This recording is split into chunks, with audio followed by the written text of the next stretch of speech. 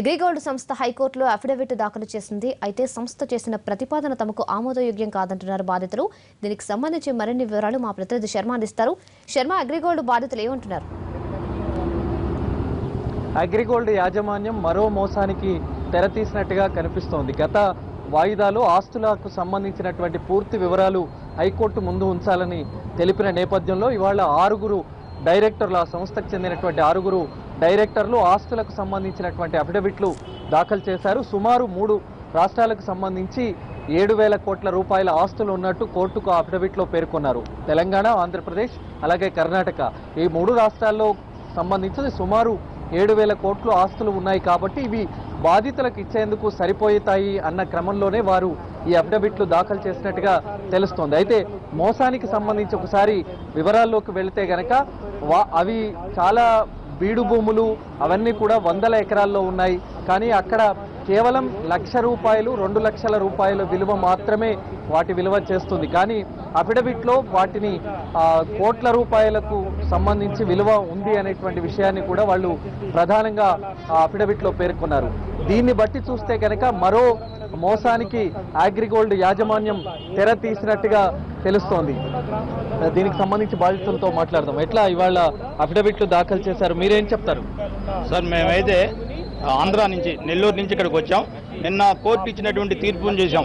ఆ కోర్టు తీర్పు ప్రకారం ఈరోజు అగ్రిగోల్డ్ యాజమాన్యం కనీసం న్యాయస్థానానికైనా భయపడి తనకున్నటువంటి అప్పులకు సరిపోయేటువంటి ఆస్తులను చూపించి మాకు క్లియర్ చేసిద్దనేటువంటి ఆస్తితో మేము వస్తే, ఎప్పుడైతే ఈ అఫిడవిట్ ఇచ్చారో, ఈ అఫిడవిట్ మేము పరిశీలిస్తే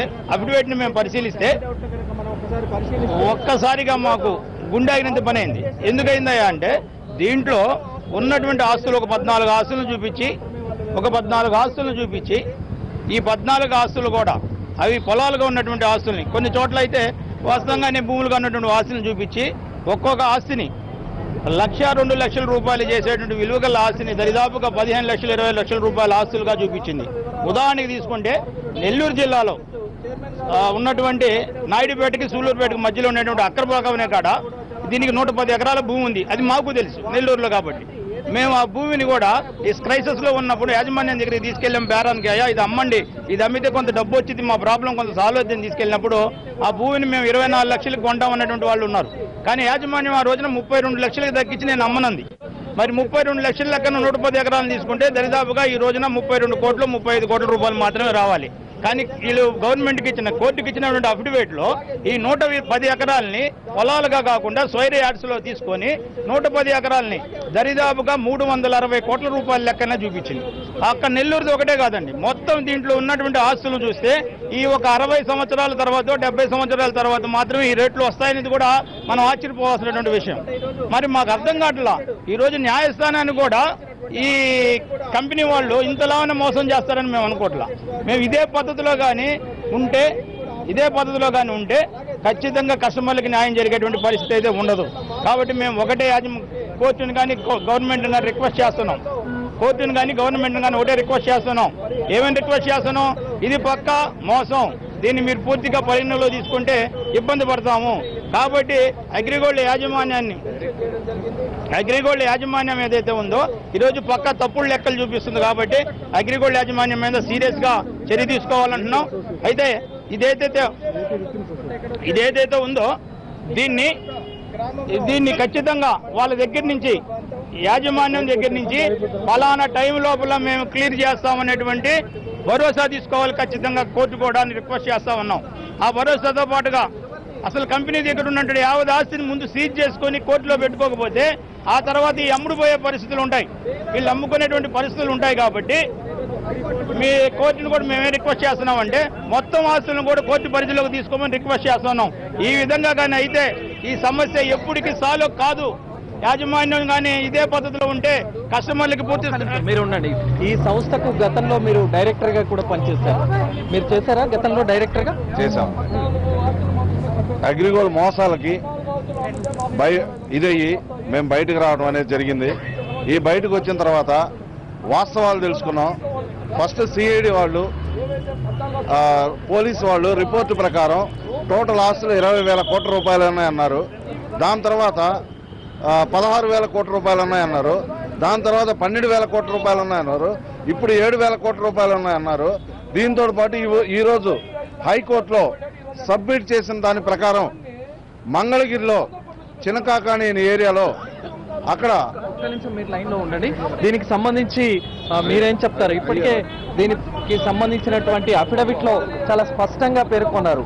అంటే ఉదాహరణకు మనము అక్కరపాక విలేజ్ దూరవైరి మండలం నెల్లూరుకు సంబంధించి ఇందులో దీనికి సంబంధించి ఒక్కసారి మీరు వివరిస్తారా? ఈ ల్యాండ్కి సంబంధించి AgriGold Telangana AgriGold customers and agents welfare association రాష్ట్ర అధ్యక్షుడిగా రమేష్ బాబు నా పేరు. బిల్ సబ్మిట్ చేయడం జరిగింది.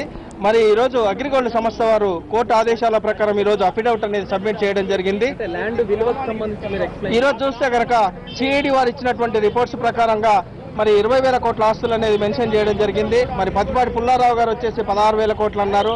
మరి ఇంకో మంత్రి వచ్చేసి 12,000 కోట్లు అన్నారు. ఈరోజు చూస్తే 7,000 కోట్లకు సంబంధించి మాత్రమే కొన్ని ఆస్తుల్ని మాత్రమే ఈరోజు మరి హైకోర్టుకు సబ్మిట్ చేశారు. దాంట్లో కూడా ఉన్న వివరాలు వారు సబ్మిట్ చేసిన వివరాలు కనుక చూసుకుంటే ఈరోజు ఎకరా వచ్చేసి ₹1,00,000 కూడా విలువ చేయనటువంటి మారుమూల గ్రామాల్లో ఉన్నటువంటి ఆ భూముల్ని వాళ్ళు వచ్చేసి 20,000, 10,000 చొప్పున, అంటే ఇక్కడ చూడండి అక్కరపాక విలేజ్ దొరవారి సత్రం మండలం నెల్లూరు జిల్లాలో 20,000 per square yard, 10,000 per square yard చొప్పున చూపించడం జరిగింది. ఇక్కడ చూసుకుంటే 2,000, 3,000, 5,000 కంటే మించి గజం అనేది ఉండదు. అలాగే ఎకరా భూములను వచ్చేసి మొత్తంగా వీళ్ళు స్క్వేర్ యార్డ్స్ గజాల్లోకి మార్చి ఈరోజు కోర్టును కూడా తప్పుదోవ పట్టించారు.